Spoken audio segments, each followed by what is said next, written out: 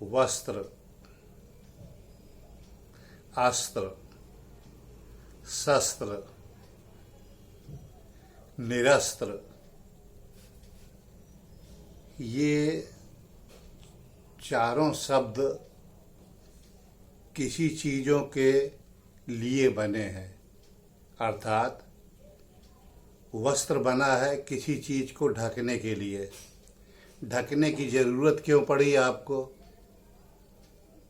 कोई कारण है तो आप उसको ढकेंगे, अन्यथा किसी चीज़ को ढकने की क्या आवश्यकता।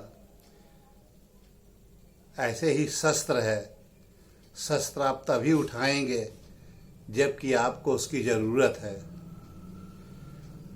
ऐसे ही निरस्त्र है, किसी को आप निरस्त्र करेंगे मतलब उसके हथियारों को आप रखवा रहे हैं, इसका अर्थ है कि वो सरेंडर कर रहा है, तभी आप रखवा पा रहे हैं, वरना वो क्यों रखेगा अपने हथियार को। तो इस प्रकार से वस्त्र की ज़रूरत क्यों पड़ी मानव को? एवोल्यूशन के पॉइंट में ऐसा वैज्ञानिकों का कहना है कि जितने भी ये मानव निकले हैं इस समय पूरी पृथ्वी में, अधिकांश तक अफ्रीका उपमहाद्वीप से निकले थे। आज भी हमारे जो सबसे नियरेस्ट डीएनए मिलते हैं वो अफ्रीका महाद्वीप के मानवों के ओरिजिनेटेड से ही निकले हुए हैं चारों तरफ। और वहाँ पर वस्त्र नहीं पहने जाते क्योंकि वहाँ बाहर के लोग आए नहीं। जब से ये बाहर के लोग आए थे, यूरोपियन लोग, उनके यहाँ ठंड बहुत पड़ती थी, इसलिए उनको अपने शरीर की गर्मी बचाने के लिए उनको कपड़े पहनने पड़ते थे। लेकिन जो हमारे यहाँ भूमध्य सागर के ऊपर नीचे वाले इलाके थे, वहाँ पर तापमान इतना ज़्यादा रहता था कि उनको अपना रेडिएशन बॉडी का निकालना रहता था, इसलिए वो लोग सिर्फ नीचे अधोवस्त्र पहनते थे। तो अधोवस्त्र पहनते थे। आज भी मैं बस्तर के इलाके में गया, वहाँ पर मैं देख के बहुत आश्चर्यचकित रह गया। इतनी अच्छी चमकदार स्किन, ऐसा लगता था कि वैसे कहीं किसी बड़ी ब्यूटी पार्लर से निकल के आए हो लोग। एकदम चमचमाती हुई स्किन, ग्लोरीफाइड चेहरा, धक धक करता हुआ पूरा शरीर। कोई भी अधोवस्त्र के ऊपर कुछ नहीं पहने था, क्या महिलाएं क्या पुरुष।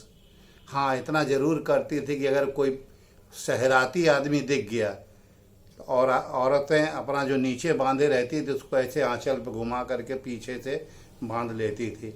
अक्सर उसके पीछे बच्चा ही बंधा रहता था। मैं देख के आश्चर्यचकित रह गया।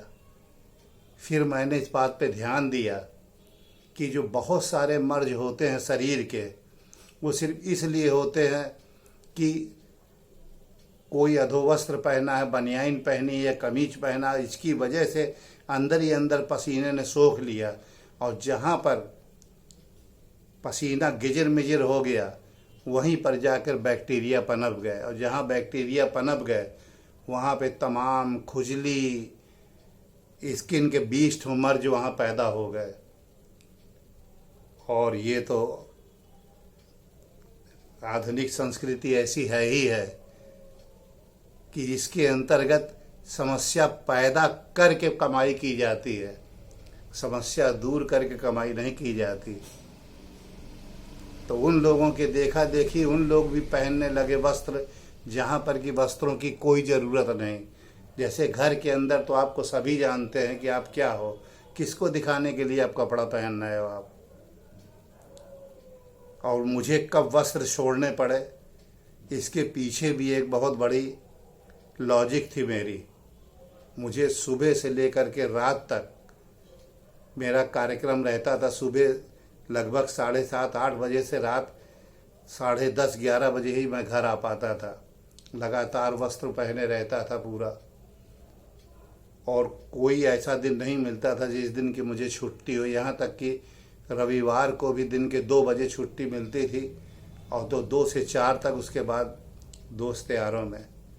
नतीजा क्या निकला कि मेरी बॉडी में 20 किस्म की स्किन के मर्ज हो गए, जांघों के बगल में हो गए, पीछे हिप के साइड में हो गए, बगल में हो गए, यहाँ हो गए, वहाँ हो गए, कहीं दाना निकल रहा, कहीं कुछ हो रहा है।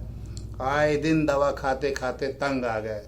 क्योंकि उसी बैकग्राउंड में थे हम लोग, इसलिए ना तो डॉक्टरों का पैसा लगना और ना दवाई का पैसा देना। और फिर नतीजा ये निकला कि एक दिन दवाओं की अपर लिमिट भी क्रॉस कर गए। फिर इस बात पे गौर किया कि आखिर ये सब चीज़ पनपती कहाँ पर है। अगर इनके लिए विपरीत परिस्थिति आ गई तो ये तो नहीं चल पाएंगे। फिर ऐसा करना शुरू किया कि सुबह जब बागवानी करते थे तो सिर्फ अधोवस्त्र या जांघिया पहन के ही करते थे, नंगे बदन। और उसका बहुत फ़र्क पड़ा कि जहाँ जहाँ धूप पड़ी वहाँ वहाँ से मर चले गए। फिर उसको और एडवांस करते हुए जहाँ पर कि धूप नहीं पड़ती थी तो छत पर ऐसे स्थान को बना करके कि जहाँ किसी की निगाह न पड़े, सब वस्त्र उतार करके धूप खाते थे। और जब स्किन एकदम कड़क चटक हो जाती थी तभी नीचे धूप से आते थे।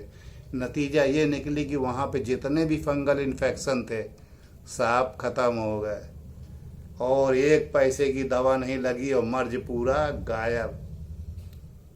फिर ये नतीजा निकला कि हमको इस बात पर बहुत ही ज़्यादा सोचने का मौका मिला कि आखिर अगर मैं पहनता ही हूँ कपड़ा तो क्यों पहनूं, किसको दिखाने के लिए पहनूं। और फिर मैंने ये एक बार ध्यान दिया कि मेरे जितने देवी देवता थे, ये गणेश जी हैं सामने, उधर गौतम बुद्ध जी हैं, कोई भी देवी देवता अधोवस्त्र के अलावा किसी ने कोई कपड़े नहीं पहने। और जितने राजा महाराजा थे, जितने बड़े लोग थे, जब तक अंग्रेज नहीं आए थे, एक पटवस्त्र ऐसे डाले रहते थे, एक अधोवस्त्र डाले रहते थे, पूरे शरीर जेवरों से ढके रहते थे।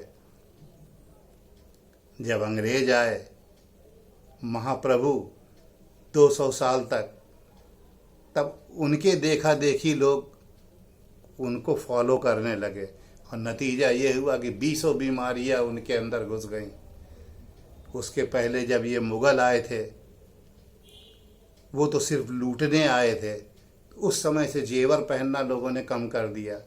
और जब ये अपनी नई सत्ताएं आ गईं तो महिलाओं ने मंगलसूत्र तक पहनना बंद कर दिया। कारण क्या है? छीना झपटी, नोच खसोट, क्या करे। तो ये प्राकृतिक चिकित्सा के अंतर्गत आता है कि अगर आप जितने प्रकृति के पास जितने से ज़्यादा नज़दीक रहेंगे उतने ही आपको प्रकृति अपने आप रिपेयर करती चली जाएगी। आज भी गाँवों में 6-7 साल के बच्चे नंगे टहलते रहते हैं धूल में लौटते हुए। और वहाँ पर भी मैंने अच्छी तरीके से देखा है कि गांव में लोग एक धोती नीचे बांधे रहते हैं और बहुत कोई नया आदमी आ गया तो धोती का एक पल्ला ऐसे उठा के ओढ़ लिया उन्होंने।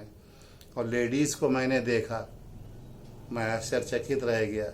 लेकिन उन्होंने मुझसे कहा, जिनके साथ मैं गया था, उन्होंने कहा आपको आश्चर्य होता होगा, आप तो शहर से निकलते नहीं कभी बाहर, लेकिन यहाँ पे अगर ऐसा न करें तो इनका शरीर जल जाए, इतनी यहाँ पर गर्मी रहती है। तो ये वस्त्र पहनने का ये है कि जहाँ पर जैसा वातावरण हो, जहाँ जैसा चलन हो, वहाँ के हिसाब से पहना जाता है। मैं गोवा गया, वहाँ पर मैंने किसी को भी नहीं पहने देखा। एक छोटा सा सर के ऊपर एक बड़ा सा रुमाल बांध लेते थे और नीचे एक छोटी सी लुंगी उन्होंने बांध ली। क्या लेडीज़ क्या जेंट्स, क्योंकि वहाँ इतनी ह्यूमिडिटी, इतना मॉइस्चर है कि कोई कपड़ा अगर अंदर उन्होंने पहन लिया, अंदर अंग वस्त्र, तो एकदम चिपचिपा के एकदम उसके अंदर ह्यूमिडिटी भर जाएगी, खुजली पैदा हो जाएगी। तो मैं ये सोचता था ये कोई फैशन है। उन्होंने कहा नहीं, ये फैशन नहीं है, ये ज़रूरत है यहाँ की। अभी पानी में गए, लुंगी छोटी सी भीग गई तो सर वाला निकाल के नीचे बांध लिया और लुंगी उतार के ऊपर बांध ली, तो वो भीग जाए, वो सर को ठंडा रखेगी या सूख जाएगी। तब तक अगर ये भीग गया तो ये बदल लेंगे। तो ये इस प्रकार से होता है। कुंभ मेला के क्षेत्र में, माघ मेला के क्षेत्र में बड़े बड़े पे मैंने देखा, बड़े बड़े साधु महात्मा लोग, कोई वस्त्र नहीं। और जो जितना बड़ा हो गया वो तो नागई बाबा हो गया पूरा का पूरा। और मैंने एक बार ऐसे नागा बाबा को देखा, मुझे आज तक याद है।